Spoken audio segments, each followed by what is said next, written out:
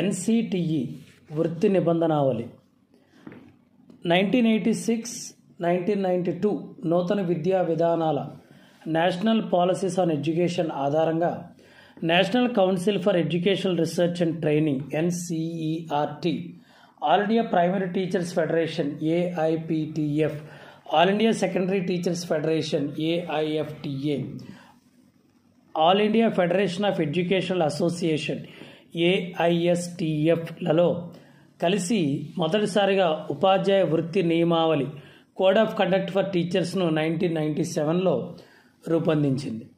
దీనిలో తగు మార్పులు చేర్పులు చేసి సమగ్ర వృత్తి నియమావళిని రూపొందించడానికి national council for teacher education NCTE professor A K Sharma, professor G L Arora, professor Pranati Panda, professor Nazim అమీనులతో కూడిన కమిటీని ఏర్పాటు చేసింది.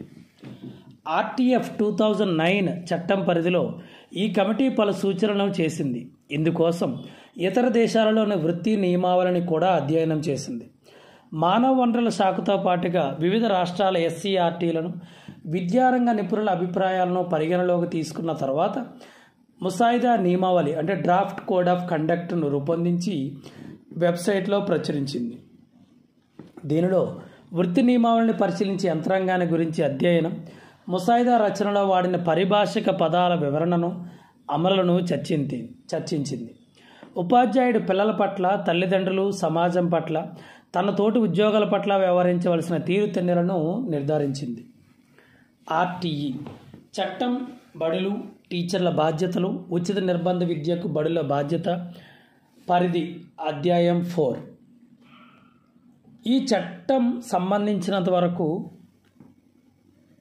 ఏ సెక్షన్ 2 క్లాజ్ ఎన్ సబ్ క్లాజ్ ఐలో పేర్కొన్న బడులు ప్రవేశమిచ్చిన బాలబాలికలందరికీ ఉచిత నిర్బంధ ప్రాథమిక విద్యను అందించాలి.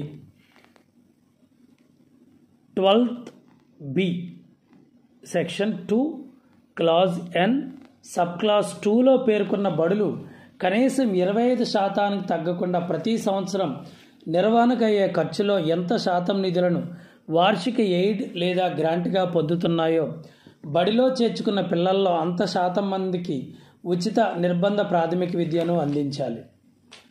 సి సెక్షన్ 2 క్లాజ్ ఎన్ సబ్ క్లాజ్ 3లో పేర్కొన్న బడులు పరిసర ప్రాంతాలకు చెందిన బలహీన వర్గాలు, ప్రతికూల పరిస్థితులను ఎదుర్కొంటున్న బృందాలకు చెందిన బాలలకు 1వ తరగతిలోని విద్యార్థుల సంఖ్యలో 25% ఇచ్చి ప్రాథమిక విద్య పూర్తి చేసేంత వరకు ఉచిత నిర్బంధ విద్యను అందచేయాలి.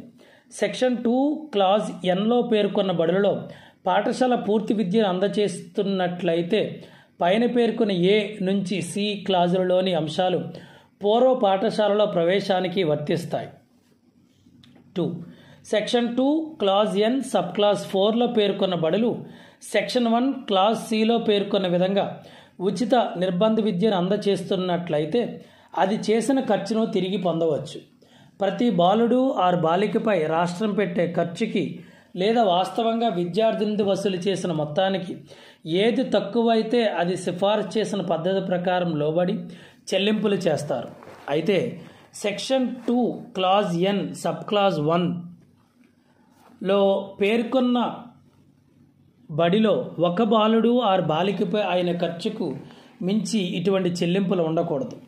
అయితే ఏ బడి అయినా భూమి, భవనం, పరికరాలు, ఇతర సదుపాయాలను పూర్తి ఉచితంగా కానీ లేదా రాయితీ ధరపై కానీ పొంది ఉండి నిర్ధారిత సంఖ్యలో పిల్లలకు ఉచిత విద్యను అందించాల్సిన బాధ్యత కలిగి ఉంటే ఆ బాధ్యత వర్తించే వరకు చేసిన ఖర్చులకు తిరిగి చెల్లింపులు పొందే అర్హత ఉండదు. 3 సందర్భాన్ని బట్టి సంబంధిత ప్రభుత్వానికి లేదా స్థానిక ప్రభుత్వానికి అవసరమైన సమాచారాన్ని ప్రతి బడి అందించాలి. బడిలో ప్రవేశానికి ఎంపిక విధానం, క్యాపిటేషన్ రుసుము ఉండకూడదు.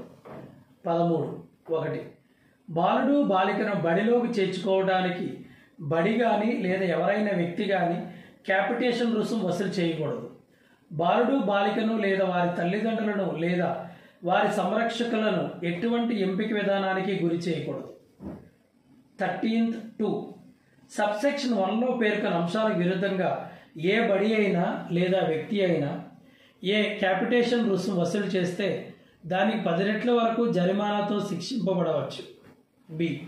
బాలుడు ఆర్ బాలికను ఎంపిక విధానానికి గురి చేస్తే మొదటిసారి తప్పుకి 25,000 రూపాయలు, ఆ తర్వాత ప్రతిసారి తప్పుకి 50,000 రూపాయలు జరిమానా విధించవచ్చు.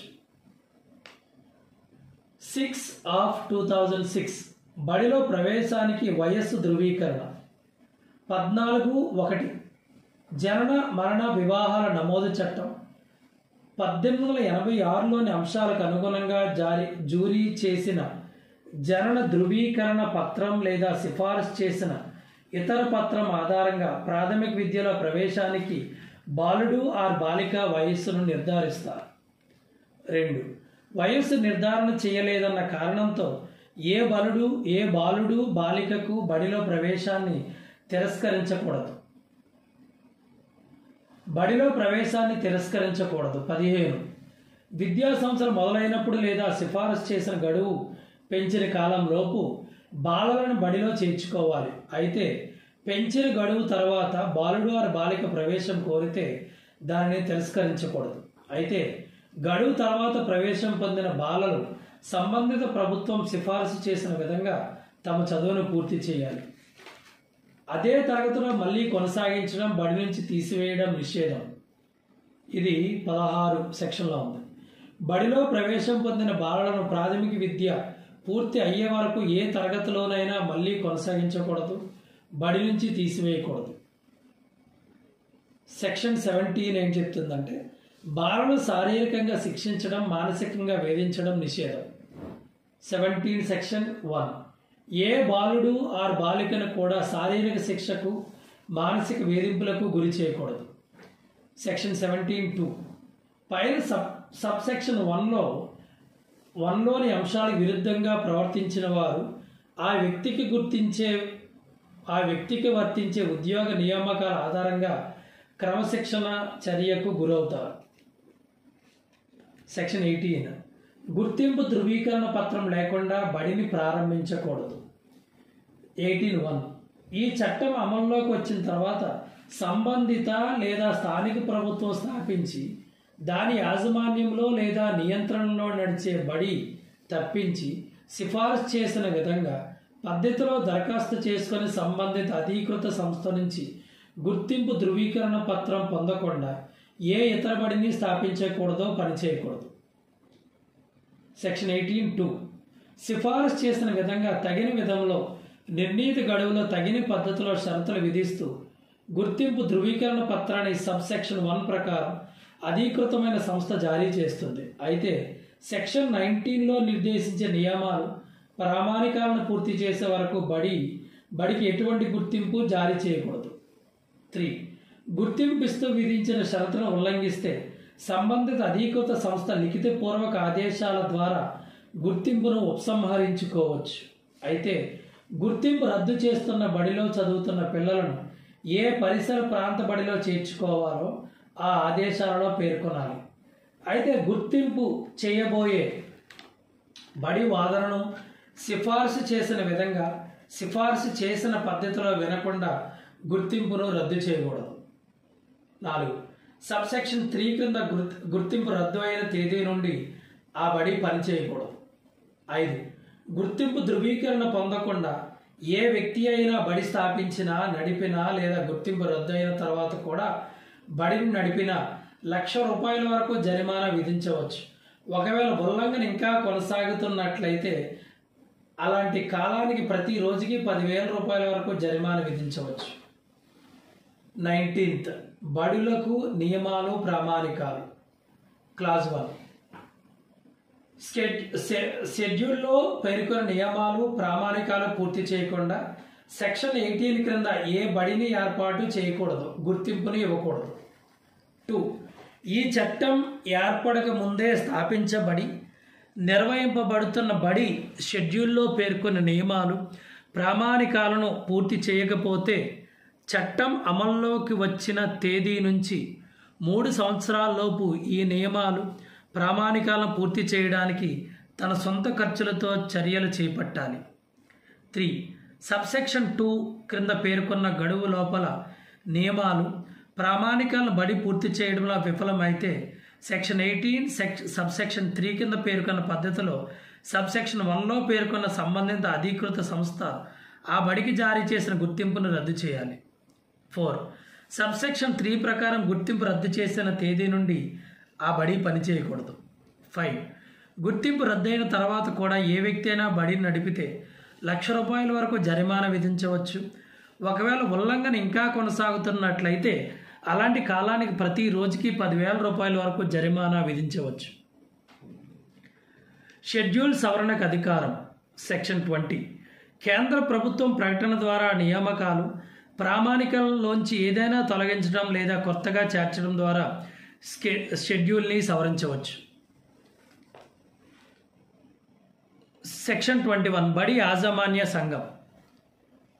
21(1) section 2 clause N sub clause 4లో పేర్కొన్న బడులను మినహాయించి మిగిలిన బడులన్నీ స్థానిక ప్రభుత్వానికి ఎన్నికైన ప్రజాప్రతినిధులతో ఆ బడిలో చదువుతున్న బాలల తండ్రులు లేదా సంరక్షకులు, ఉపాధ్యాయులతో బడి యాజమాన్య సంఘాన్ని ఏర్పాటు చేయాలి. అయితే ఇటువంటి సంఘంలో 4 కనీసం 3 వంతుల సభ్యులు తల్లిదండ్రులు లేదా సంరక్షణలో అయి ఉండాలి. అయితే బలహీన వర్గాలు, ప్రతికూల పరిస్థితులను ఎదుర్కొంటున్న బృందాల పిల్లల తల్లిదండ్రులు లేదా సంరక్షకులకు తామాషా పద్ధతిలో ప్రాతినిధ్యం కల్పించాలి. అయితే ఈ సంఘం సభ్యులలో 50% మహిళలు ఉండాలి. 21(2) బడి యాజమాన్య సంఘం ఈ క్రింది విధులను నిర్వర్తిస్తుంది. బడి పనితీరును పర్యవేక్షించడం, బడి అభివృద్ధి ప్రణాళికలు తయారు చేసి సిఫారసు చేయడం, సంబంధిత ప్రభుత్వం లేదా స్థానిక ప్రభుత్వం లేదా ఏ ఇతర వనరుల నుంచి అయినా అందించిన నిధుల వినియోగాన్ని పర్యవేక్షించడం, సిఫారసు చేసిన ఇతర నిధులను నిర్వర్తించడం. బడి అభివృద్ధి ప్రణాళిక 22 క్లాజ్ 1. సెక్షన్ 21 సబ్సెక్షన్ 1 ప్రకారం ఏర్పడిన ప్రతి బడి యాజమాన్య సంఘం సిఫారసు చేసిన విధంగా బడి అభివృద్ధి ప్రణాళికను తయారు చేయాలి. 2. సందర్భాన్ని బట్టి సంబంధిత ప్రభుత్వం లేదా స్థానిక ప్రభుత్వం రూపొందించే ప్రణాళికలకు అందించే గ్రాంట్లకు సబ్సెక్షన్ 1 ప్రకారం తయారు చేసిన బడి అభివృద్ధి ప్రణాళిక ఆధారం అవుతుంది. టీచర్గా నియామానికి అర్హతలు, ఉద్యోగ షరతులు, నిబంధనలు. 23(1) కేంద్ర ప్రభుత్వం ప్రకటన ద్వారా అధికృతం చేసిన అకాడమిక్ సంస్థ నిర్ధారించిన కనీస అర్హతలు ఉన్న ఏ వ్యక్తి అయినా టీచర్గా నియమింపబడడానికి అర్హులు. 2. టీచర్ల శిక్షణలో కోర్సులు లేదా శిక్షణలు అందించే సంస్థలు తగినన్ని లేదా రక్షణలో రాష్ట్రాలు కానీ సబ్సెక్షన్ 1లో నిర్ధారించిన కనీస అర్హతలు ఉన్న టీచర్లు తగినంత సంఖ్యలో అందుబాటులో లేనప్పుడు కానీ అవసరం అనుకుంటే కేంద్ర ప్రభుత్వం ప్రకటన ద్వారా టీచర్గా నియమింపబడడానికి కనీస అర్హతలకు మినహాయింపులను ఇవ్వచ్చు. ఆ ప్రకటనలో పేర్కొన్న కాలానికి లోబడి 5 ఏళ్లకు మించి ఈ మినహాయింపులు ఉండవు. అయితే ఈ చట్టం అమల్లోకి వచ్చే తేదీ నాటికి సబ్సెక్షన్ 1లో నిర్ధారించిన కనీస అర్హతలు లేని టీచర్ 5 సంవత్సరాల లోపు కనీస అర్హతలను పొందాలి. 3. టీచర్లకు చెల్లించే జీతభత్యాలు వారి ఉద్యోగ షరతులు, నిబంధనలు సిఫార్సుగా చేసిన విధంగా ఉంటాయి. మరి టీచర్ల విధులు, సమస్యల పరిష్కారం. సెక్షన్ 24(1) సెక్షన్ 23 సబ్సెక్షన్ 1 ప్రకారం నియమితులైన టీచర్లు ఈ క్రింద పేర్కొన్న విధులను నిర్వర్తించాలి.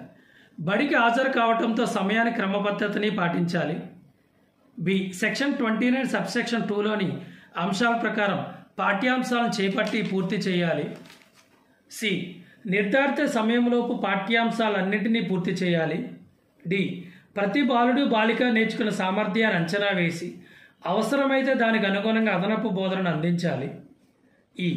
తల్లిదండ్రులు, సంరక్షకులతో క్రమం తప్పకుండా సమావేశాలు నిర్వహించి బాలల హాజరులో క్రమబద్ధత, వారు నేర్చుకునే సామర్థ్యం, నేర్చుకోవడంలో వారి ప్రగతి, వారికి సంబంధించిన ఇతర సమాచారాన్ని పంచుకోవాలి. ఎఫ్. సూచించిన ఇతర విధులను నిర్వర్తించడం. 24 సెక్షన్ 2 సబ్సెక్షన్ 1లో పేర్కొన్న విధులను నిర్వర్తించడంలో టీచర్ విఫలమైతే వారికి వర్తించే ఉద్యోగ నిబంధనల ప్రకారం క్రమశిక్షణ చర్యకు గురవుతారు. అయితే ఇటువంటి క్రమశిక్షణ చర్య తీసుకునే ముందు ఆ టీచర్ తన వాదన వినిపించడానికి న్యాయమైన అవకాశాన్ని ఇవ్వాలి. 3. టీచర్లకు ఉండే ఏ సమస్యలనైనా సూచించిన పద్ధతిలో పరిష్కరిస్తారు. విద్యార్థి టీచర్ల నిష్పత్తి 25 సెక్షన్ 1. చట్టం అమలులోనికి వచ్చిన 6 నెలలలోపు షెడ్యూల్లో నిర్ధారించిన విద్యార్థుల టీచర్ల నిష్పత్తి ప్రతి బడిలోనూ ఉండేలా సంబంధిత ప్రభుత్వం లేదా స్థానిక ప్రభుత్వం చూడాలి. 2. సబ్సెక్షన్ 1లో పేర్కొన్న విద్యార్థి టీచర్ల నిష్పత్తి ఉండేలా చూడటానికి ఒక బడిలో పోస్టింగ్ ఇచ్చిన టీచర్ను సెక్షన్ 27లో పేర్కొన్న అంశాలకు మినహాయించి ఇతర బడిలో కానీ కార్యాలయంలో కానీ పని చేయించకూడదు. విద్యేతర పనుల మీద పంపించకూడదు.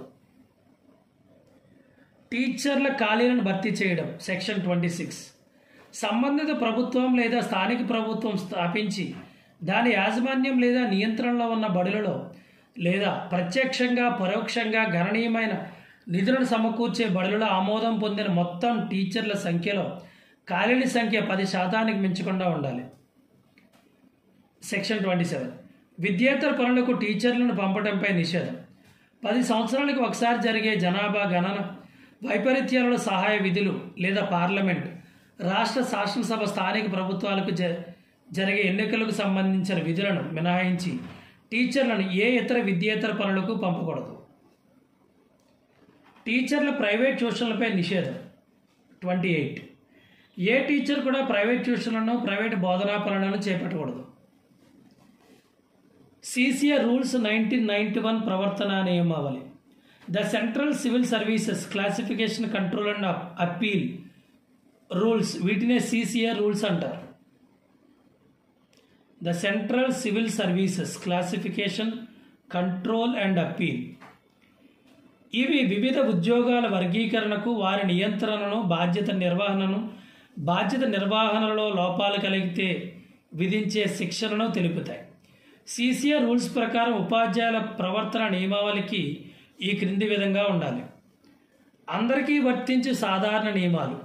ప్రతి ఉద్యోగి అన్ని వేళలా తన విధికి అంకితమైన నిజాయితీ, క్రమశిక్షణ, నిష్పక్షపాతము, మర్యాద క్రమాలను పాటించవలను. ఒక విద్యాసంస్థలో ఉద్యోగిగా ఉండతగని రీతిలో ప్రవర్తించరాదు.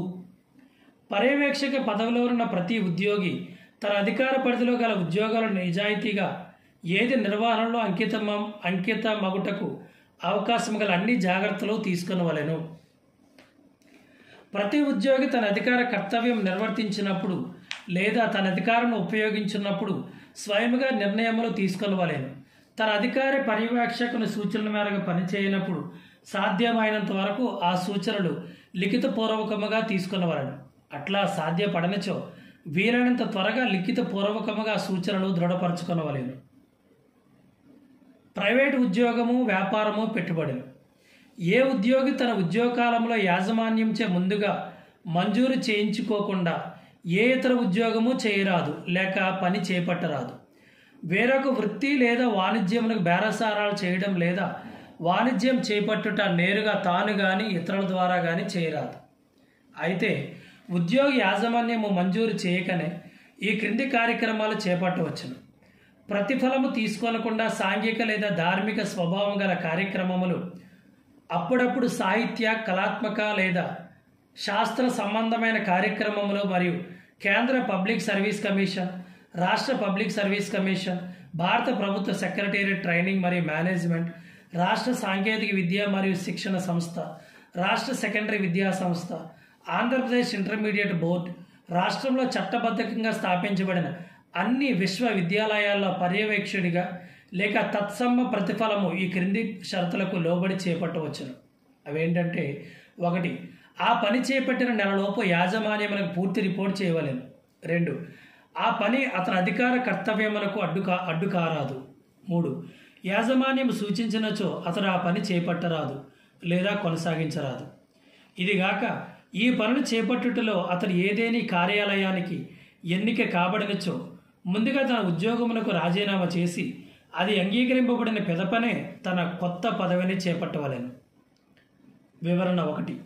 ఒక ఉద్యోగి ఎలాంటి ఎన్నికల్లో ఏ అభ్యర్థికి కానీ లేక అభ్యర్థులకు ప్రచారం చేయుట ఈ సబ్ రూల్ను అతిక్రమించినట్లగును. వివరణ 2. ఉద్యోగి తన భార్య లేక కుటుంబ సభ్యులు లేక ఇతరులు వ్యాపారం లేదా బీమా ఏజెన్సీ లేదా కమిషన్లకు అనుకూల ప్రచారం చేయుట ఈ సబ్ రూల్ను అతిక్రమించినట్లగును. 2. ప్రతి ఉద్యోగి తన కుటుంబ సభ్యులలో ఎవరైనా ఇతర వ్యాపారంలో కానీ వాణిజ్యంలో కానీ ఉన్నను, బీమా లేదా కమిషన్ ఏజెన్సీ నడుపుచున్నాను తన యాజమాన్యమునకు తెలుపవలేను. 3. ప్రతి ఉద్యోగి తన విధి నిర్వహణలో తప్ప ప్రభుత్వ పూర్వ అనుమతి లేకుండా బ్యాంకింగ్ 1956 కంపెనీ చట్టము లేక ప్రస్తుతం అమల్లోనున్న చట్టము ప్రకారము రిజిస్టర్ అయిన కంపెనీలు, కోఆపరేటివ్ సొసైటీలు, వాణిజ్య విషయాల పెంపొందాల రిజిస్ట్రేషన్ లేక నిర్వహణలు చేయరాదు.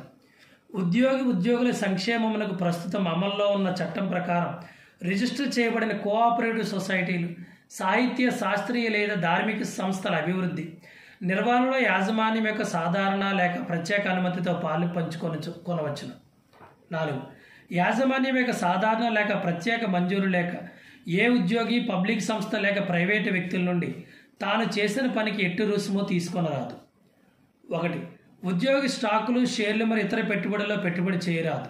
వివరణ: తరచుగా షేర్లు కొనుట, అమ్ముట, సెక్రటరీలు లేక ఇతర పెట్టుబడులు ఈ సబ్ రూల్ క్రిందగా వచ్చును. 2. ఏ ఉద్యోగి తన అధికార కర్తవ్యం నిర్వర్తించుటలో ఇబ్బంది పెట్టినట్లు లేదా ఒత్తిడి తెచ్చినట్లుగా తన కుటుంబ సభ్యులు కానీ లేక తన తరపు పనిచే ఏ వ్యక్తిని కానీ ఏ రకమైన పెట్టుబడులు పెట్టుటకు అనుమతించరాదు లేదా పెట్టించరాదు. 3. ఈ సబ్ రూల్ క్రింద ఉత్పన్నమగు సమస్యలపై యాజమాన్యమునదే తుది నిర్ణయం. అప్పులు ఇచ్చుట, అప్పు చేయుట, అప్పు చెల్లించు శక్తి లేకపోవట.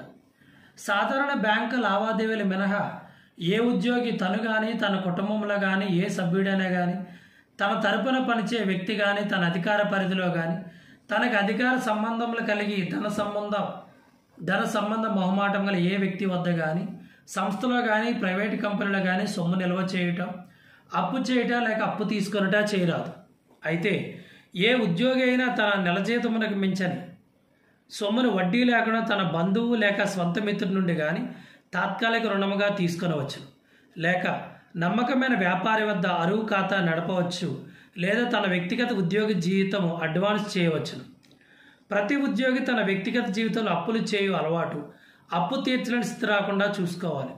ఏ ఉద్యోగిపైనైనా న్యాయపరంగా అప్పును తిరిగి రాబట్టుకుని ఉత్తర్వులు వచ్చినా అతను అప్పు తీర్చలేని స్థితికి గల కారణాలు వెంటనే ఉత్తర్వులతో యాజమాన్యమునకు తెలియజేయాలి.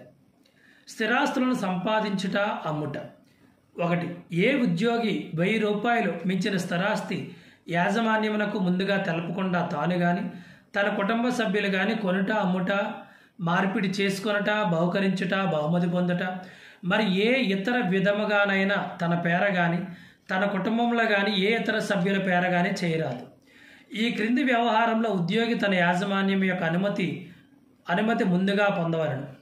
ఉద్యోగితో అధికారిక సంబంధం గల వ్యక్తులతో, ఇతర విదేశాల్లో ఇతర దేశీయులు, ఇతర దేశ ప్రభుత్వం, విదేశ సంస్థలలో లేదా ఇతర దేశంలో గల స్థిరాస్తి అమ్మకము లేదా కొనుగోలు.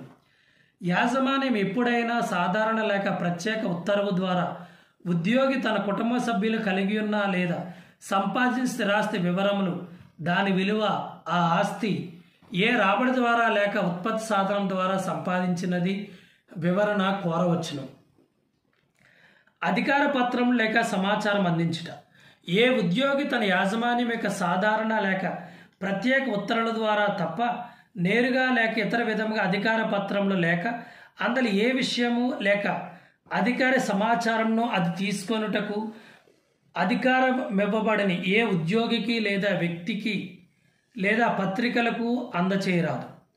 పరీక్షల పనితో సంబంధం గల ఉద్యోగి ప్రత్యేకంగా జాగ్రత్త వహించి ఏ పరిస్థితుల్లోనూ తన కర్తవ్య నిర్వహణలో తన ద్వారా పో సమాచారమును అధికారం ఇవ్వబడని వ్యక్తులకు వెల్లడి చేయరాదు.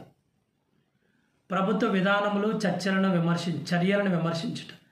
ఏ ఉద్యోగి రేడియో ప్రసంగంలో కానీ ప్రసారంలో తన పేర కానీ పేరు లేకుండా కానీ మారు పేరుతో కానీ ప్రచురించిన పత్రంలో కానీ పత్రికలకు అందచేయటంలో కానీ బాహటముగా మాట్లాడినప్పుడు కానీ యథార్థంపై వివరణ ఇచ్చుట, అభిప్రాయం వెల్లబుచ్చుట క్రింద వివరించిన రీతిగా ఉండినట్లు చేయరాదు. ఆంధ్రప్రదేశ్ ప్రభుత్వము లేదా ఏ ఇతర రాష్ట్ర ప్రభుత్వములు లేదా కేంద్ర ప్రభుత్వాల విధానములకు పక్షపాత రీతిలోనూ శాంతి భద్రతలకు భంగం వాటిల్లినట్లుగానే విమర్శించరాదు. కేంద్ర ప్రభుత్వము, ఆంధ్రప్రదేశ్ ప్రభుత్వము ఏ ఇతర రాష్ట్రముల మరియు భారతీయ ప్రజల మధ్య సంబంధములకు భంగం కలిగించినట్లు ఉండరాదు. కేంద్ర ప్రభుత్వం మరియు ఏ ఇతర విదేశీ ప్రభుత్వముల మధ్య సంబంధములకు భంగం కలిగించే రీతిలో ఉండరాదు. ప్రభుత్వములకు ఆ సంస్థలను ఉద్యోగులకు, విద్యార్థులకు, సంస్థ పాలనా వ్యవహారంలో గల సంబంధములకు భంగం కలిగినట్లు ఉండరాదు. అయితే ఉద్యోగులు మాత్రమే గల ప్రైవేటు సమావేశంలోను లేదా ఉద్యోగ సంఘాల సమావేశంలోను ఉద్యోగుల వ్యక్తిగత సామాజిక ప్రయోజనములు సాధించే విషయములపై లేదా సంఘ బాధ్యుల ప్రసంగములను వివరించుటలోను ఉద్యోగి పాల్గొనకుండా ఈ ఉపనిబంధన నిషేధించదు. రాజకీయములు, ఎన్నికలలో పాల్గొనుట.